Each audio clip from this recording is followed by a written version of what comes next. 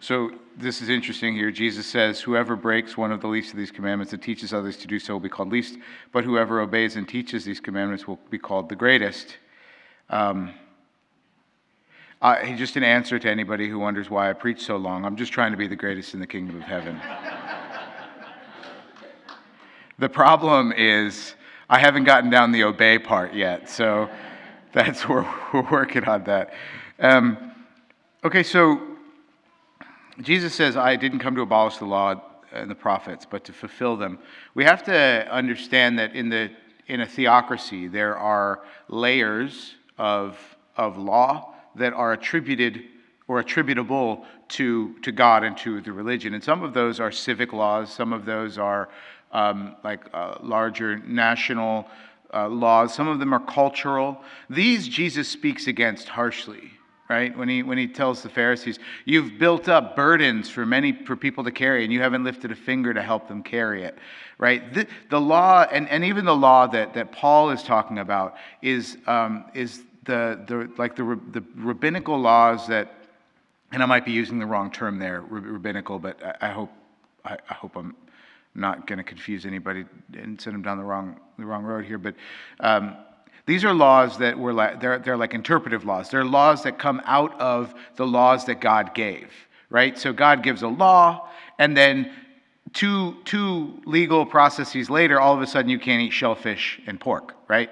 So that's not a law that God commanded. God really didn't say don't eat pigs, right? That was a civic law that was inculcated deeply into the ethos of Judaism, but it didn't come from the Lord our God, right? And so Jesus is parsing out these things, and when he's doing so, he's saying, I didn't come to abolish the law, right? The law he's talking about is this. Now hear, O Israel, the statutes and decrees which I'm teaching you to observe, that you may live and enter into the land and possess it. Observe them carefully, for thus you will give evidence of your wisdom and intelligence to the nations who will hear all of these statutes and say, this great nation is truly a wise and intelligent people. Right? This is the law Jesus is talking about. That law is Jesus himself. Right? That law is the word that was made flesh and is now standing in front of them. Okay, the Ten Commandments, right? The laws that God spoke to Moses. You know, it wasn't just the Ten Commandments that God spoke to Moses, right? God spent like a decade talking with this guy, right? And Moses would repeat and share with the Israelites all that the Lord God had taught them. And from this came the seminal sort of natal Jewish law, right? The essence of it. And from that, cultural norms and cultural traditions and cultural customs and cultural laws came out of this. And Jesus is trying to parse all that away so that he can get back down to the purity of the law, which is himself. He wants people to be able to see that the law of Moses is him. Right? If you stack all this other stuff on top of it, though, you can't see Jesus. You can't see the Christ through all the rest of the law that has been sort of barnacleizing itself around the purity of the law, right? And Paul rails against this law, but you'll notice Paul also makes a distinction, right, between dominical law, between the law of Jesus, between the law of God, and sort of human law. We're not saved by the law. Paul constantly says anybody who follows the law is doomed. Right? Does this mean that the law is abolished? No. Does it mean that we shouldn't follow the law? No. What he's talking about something different. Right? And here Jesus is making the distinction. So let's look at the law itself, right? Because it is of this law that if we follow it, people will say, this is truly a great nation. What is the difference between the law of God, which the Jews possessed, and the law of the heathens and the pagans around them? The law is rooted in an is rooted in recognizing the dignity of the other person rather than might makes right. Okay? Might makes right is the most basic of fallen human laws. If I'm bigger than you, if I'm stronger than you, if I have more money than you, if I have more influence than you, I can do what I want to you, and everybody else is just going to be okay with it because they want something from me too, so they're going to let me do what I want. Right? This is how This is how kings operate. This is not to say that monarchy is wrong. I think monarchy is a better form of government in general, but that's how kings operate. The kings are just big bullies. I mean, you know that, right? I mean, that's what they are. So what's different then? It's this recognition that there is an inherent dignity to people, and the law comes out of a recognition of that dignity of the other person. So the law always speaks about don't take bribes. It was so common. It was normal. It was part of the operating system of the Eastern world to bribe officials to get what you wanted. Italians still do that today. They're basically Middle Easterners, right? So I mean, we know. Am I wrong? So I remember I went with Father Gorov and the then Father Josh Allen. He was studying in Rome, and we had to go get some legal documents or something. And we had to go into this arcane building, and the three of us walked in, and it's like this old arcane building, but then the cheapest IKEA furniture inside of it, and there's 18 desks and one person working at it with a cigarette falling out of their mouth, and some sort of old-timey typewriter that they were banging out at, and they had a series of stamps in front of them. So we came up to the counter and we said, we need such and such. I'm at lunch. Oh, okay. We'll come back. When should we come back? 4 o'clock. 4 o'clock. Okay, we'll come back at 4 o'clock. So we come back at 4 o'clock. The same clerk is sitting there with apparently the same cigarette hanging out of their mouth, typing on the same. And finally we persuade this person by recognizing that there was a fee for the service that needed to be paid in cash, right? So we slid the fee across. They took one of the big stamps. They stamped this paper, and off we went, right?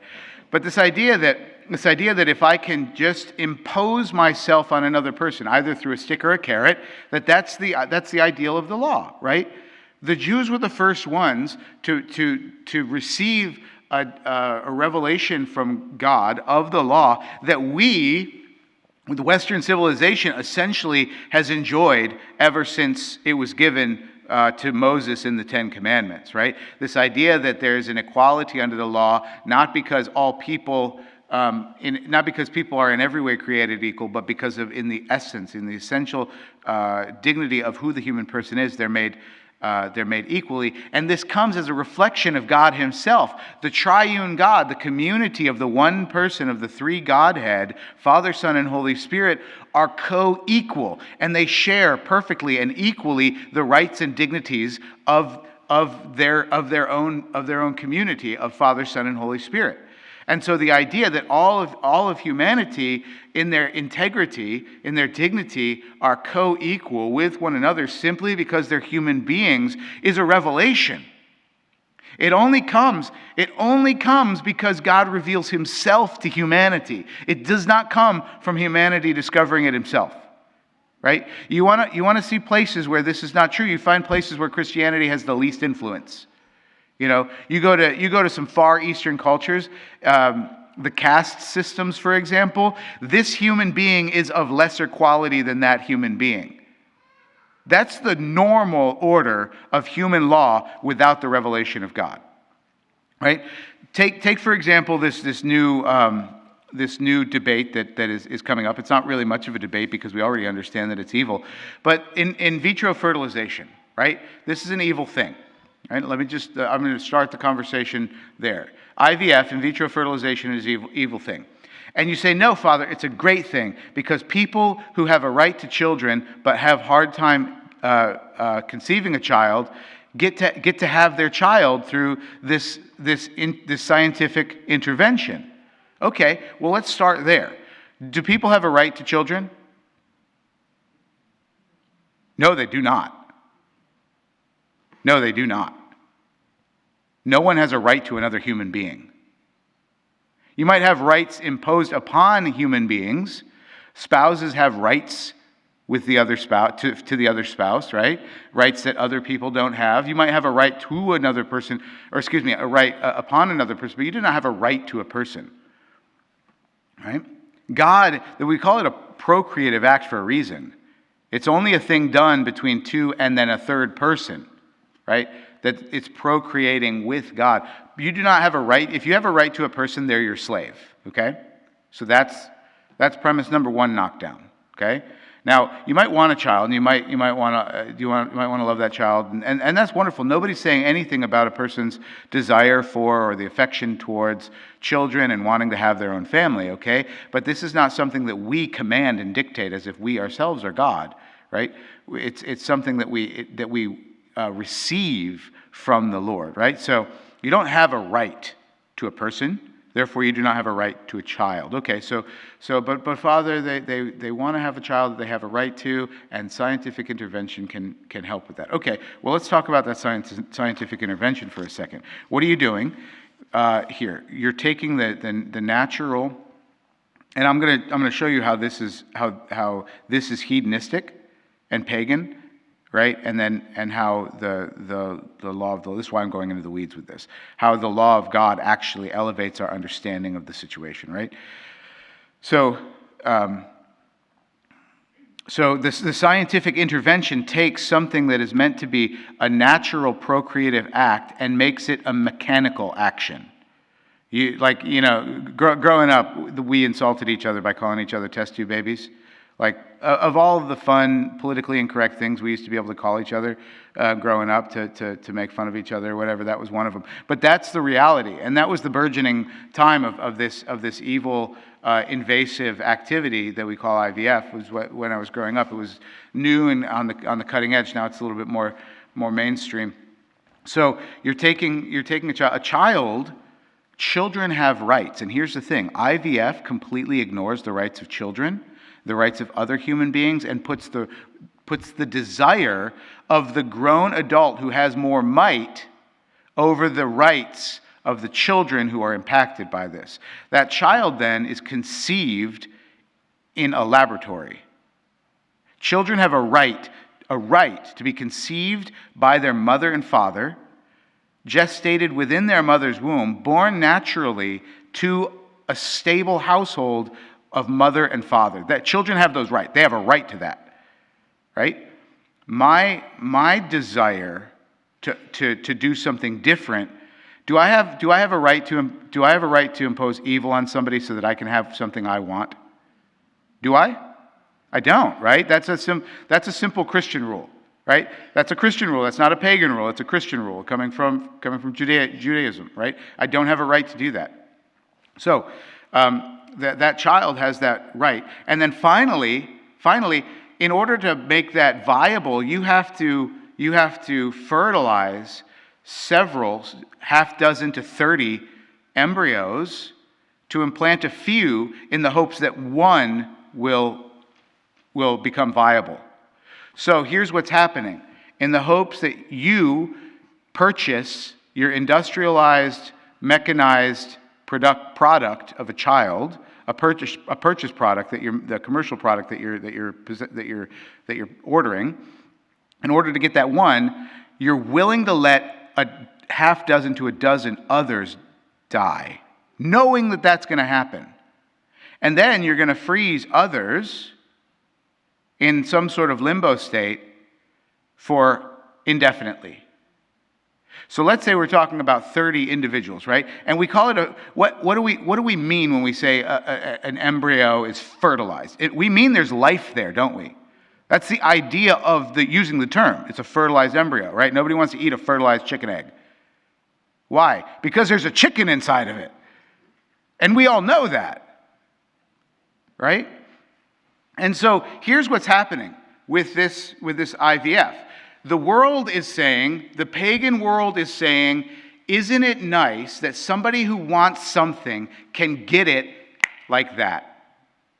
Medicine has come so far that people can get anything that they want. Not what they have a right to, but what they want. In order to cover this, they say that it's a right. But do we have a right to a person? Guys, we fought a war over this, right? Didn't we?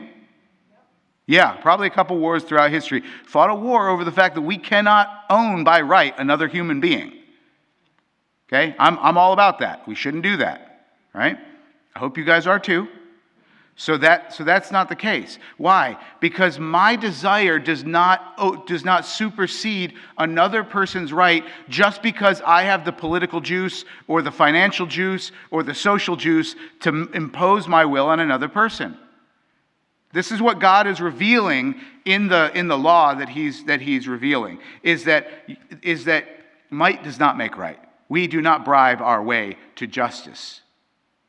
Right? But that justice is looked at on a case-by-case basis upon the merits of the individual case, supported by evidence, presuming all parties are of equal dignity and have equal rights. Right? Now, this seems pretty fundamental in a human mindset, and yet we ourselves have created layer upon layer upon layer of expectation and of law that does not follow this basic expectation. Right? In vitro being one example. And I went into such detail about that because it's a topic, because it's sympathetic, right? People are sympathetic with folks who can't have a child. Totally sympathetic with that, right? But can we do evil that good might come of it? Can we kill 30 people so that I can have one? Can we do that? You guys are really quiet. I'm worried that you think you can. No, you can't do that. Right? That's an evil. Right? And we recognize that there's life there. Why? Because we use the word fertility. It's a fertilized embryo. We made 30 fertilized embryos in the hope that one can survive. We're going to implant 6. 5 of them will die. 1 of them might take. But we've got a backup of 25 in the freezer, already fertilized, ready to go, in case these 6 don't take. That's the mechanism of the shiny veneer of, oh, isn't it so sad they want to have a kid and they can't, but they have a right to a child. So let's let them do whatever they want in order to get their child. This is the law of the pagan. This is the law of evil, of the devil, right? And this is the law that Christ came, or this is the law that God revealed to, this is the law against which God revealed to the Jews his own law. And it is that law that Jesus says, that law, I did not come to change that law, but to fulfill it, so that you could know without a shadow of a doubt why what is right and why what is wrong, and you could know because I came to show you what love is. I love you this much. Will you not love every other person that much? And when we evaluate what is right and what is wrong based on love, and not desire or passion or expectation or entitlement or right, then we have a clear sight to know what is right and wrong, despite how sympathetic or imposing or domineering the alternative is. This is so important when we talk about social justice, that we understand that social is based on the integrity of equality of human dignity, and justice is based upon God's revelation of himself, his triune community of co-equal persons, and our share in it. To be able to perceive right and wrong is to be able to perceive God, and to be deluded in our perception of what is right and wrong is to be utterly and completely blinded from the divine life.